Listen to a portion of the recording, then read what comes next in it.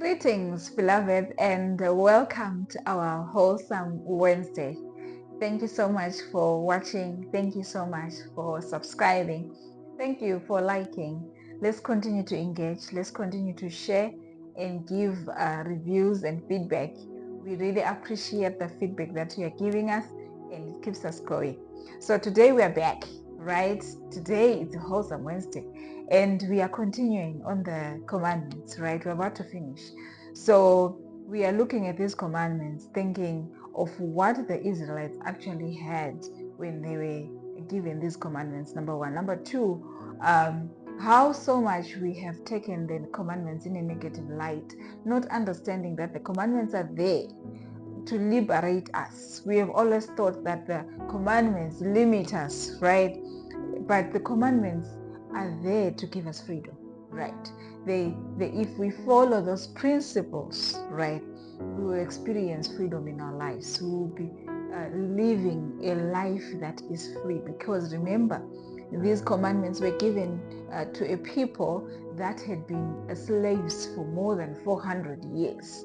So definitely, if there's something that God didn't want the children of Israel to feel or to think, was to think that they are still in slavery. So he put these principles together so that they could actually experience life to the fullest and live life to the fullest and have abundance of life and experience the freedom that comes with being with God than being in Egypt as slaves, right?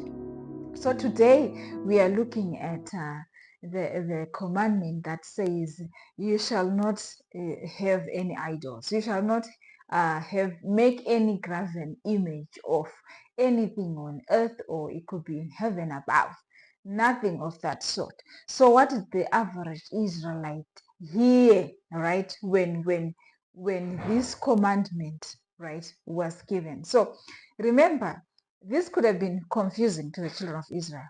Why? Because remember, God had already started using symbols, right? First, Moses is using a rod, right? He goes to Pharaoh and uses a rod that then turns into a snake, right? Of course, the magicians also tried to copycat what Moses was doing, but already there is that rod, right? And the children of Israel are having this background. 400 years they are in Egypt. The Egyptians are having a lot of gods. Remember, we discussed that there are lots of gods, right? So they would make these graven images. They would make these idols. They would, you know. I think even now we have we have people that have symbols, right, or representatives that they will make them as representatives of who God is. But unfortunately, maybe they will set them up as a reminder, right, that there is a God in heaven. But unfortunately, they start worshipping the representations more than the God himself. So now the children of Israel, they have this background of being living in a nation, in the economy, or in a space where people are having lots of gods, right? Then they are having a lot of carven images and stuff. And then God says, do not have those. You are not allowed to have those because I'm enough for you, right? So now the children of Israel also, right? What makes it hard for them to take this one is also God, who knows that we are already in this environment where there have been a lot of symbols that we are worshiping. He comes in and he also uses symbols. He is using rods. Moses parts the Red Sea using a rod. At some point, there is no water, and they hit the rock, and the water comes, and the water is bitter. At one point, they take a bark from some tree and they put it inside, and the water. So it was very easy for the children of Israel to just pick that bark that made the water to be sweet, the waters to be sweet. Why? Because remember, the children of Israel, they don't know how long they're going to take before they reach Canaan. So Someone could have thought, let me just keep this back with me so that in case on the way we come across bitter waters again, I just have something to use so that we have something to drink, because sometimes it feels like God deserts us and we have to figure out on our own how could he give us water that is bitter and he already knows that we are thirsty, right? So it was very easy for an Israel to actually pick that back and carry it in their bag as part of their luggage, right? So God, up to this point, had already started using symbols, right? So it was very easy for an Israelite to take the symbols and worship the symbols, because that is what God has communicated using. I mean, even from this time, we know, as we further along in the book of Exodus, there are so many other incidences where God uses this, make the shape of a snake and let people look at it. When they look at it, they will be healed. There are so many other incidences in the Bible where we having these symbols, God actually using these symbols.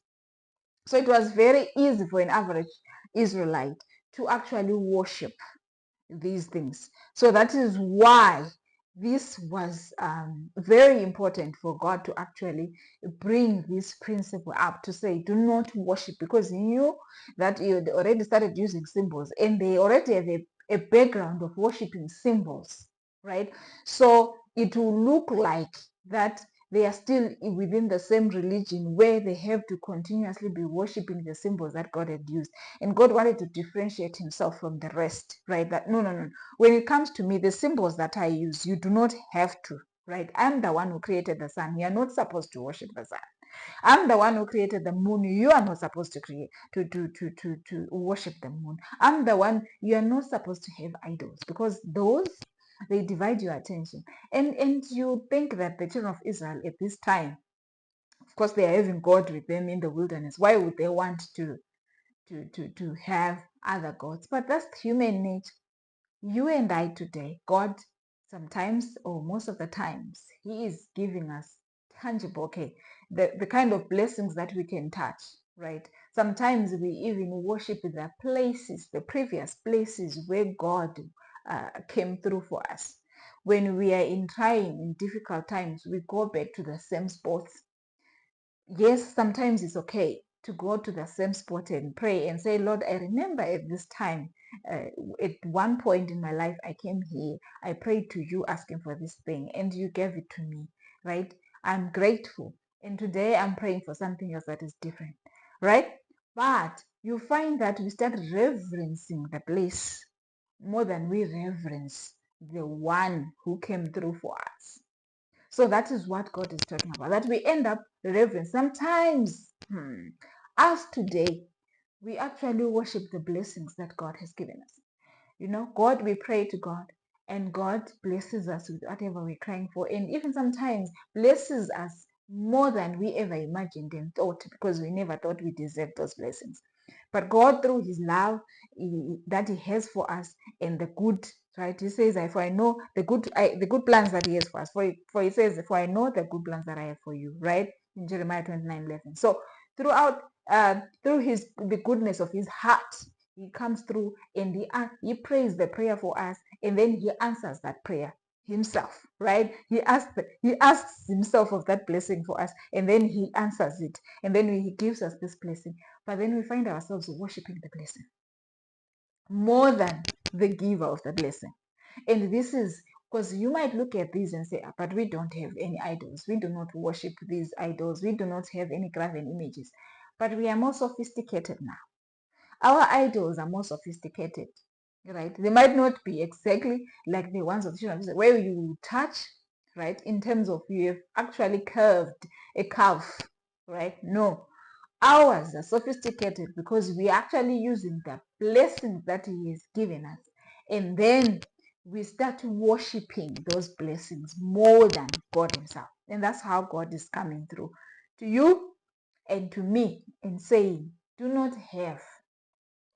keep, do not try to carve any and have any graven image of anything above or anything on earth here, because I am the God whatever you're trying to curve, whatever you're trying to come up with, I'm enough for you. Right. So in average Israelite, yes, even us today, we might look at this, but God used a lot of symbols. If he knew that we have this propensity of worshiping these idols, why was he using these symbols? I mean, after all, the book of John is full of symbols. It was very easy. So God is aware that he is going to use a lot of imagery, a lot of symbols, right? That's why he starts giving them this principle, so that when he continues to use, because he's using these images so that we can grasp some things that we if he had to explain, we're not going to understand. But if we visualize, we would understand what he's talking about. So he is aware that he's going to use a lot of imagery. He's going to use a lot of symbols, right? So then he gives these principles that, hey, if I start explaining things using symbols, because I know that you struggle with understanding, do not start worshiping the symbols or the imagery that I'm using, right? Just use this as a tool to help you understand, and leave it at that. It's a tool. It's still a stick. The rod is a stick. It's still a stick. It doesn't have power. It's got power when it's in my hands, because I'm the one who enables the stick. The stick is coming from a tree. It's dead. It can't function on its own. It needs my power to function. So let's understand, just like the children of Israel, there is a lot of us. There is a lot that we're worshiping. There is a lot that we are reverencing, including the blessings that God has given us. And He's coming to us and saying, do not worship the symbols. Do not worship the tools. I'm giving you the tools so that you have better understanding. Do not worship the tools. I want you to worship me, because I am the one who gave you the tools so that you understand. So I want you to worship me. Do not be distracted by the things that I give you. Do not be distracted by what I give you to so that you understand. No, no, no, no. Just keep your focus on me. So I'm calling you to a God that is saying to you, the blessings that I gave you, they're not for you to worship. I'm giving you those because I've prayed the prayer myself. And I've answered myself on that prayer.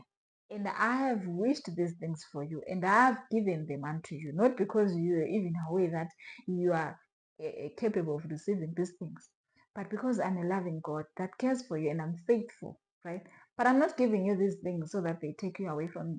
No, I'm giving you these things because I'm a God of love, right? I'm a God who is faithful, even on things that you had not asked for, but because I wished those for you, I'll still give them to you. But when I give them to you, I'm not giving them to you so that you run with the gifts and leave the giver behind, because I have the capacity to continuously bless and give you more. When you run with one gift, that's all you will have. But when you run with me, you have the holder of blessings, right? So you are capable of receiving even more when you are with me. So let us be careful on not having idols. And let us be careful on thinking that the children of Israel were not wise enough to worship these. We are doing these same things as ourselves. So let us be careful not to be found wanting. There is a God who is loving enough, kind enough to bless us. But He is the one who is the giver. The blessings will never take care of us, but God will always do, and He's always faithful.